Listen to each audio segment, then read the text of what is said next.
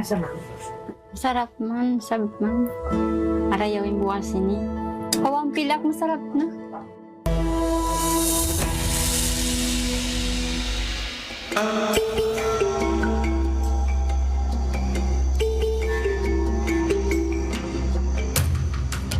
Ang programa natin sa agriculture is so rice-centric.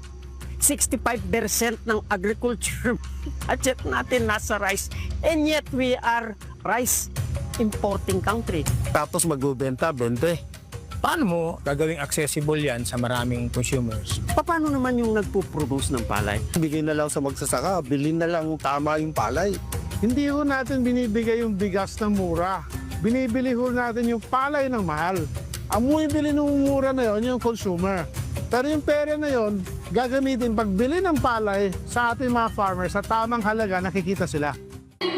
Ginako to para sa makatipid ako sa pagbibili ko ng bigas. Kasi ngayong mahirap ang mga buhay.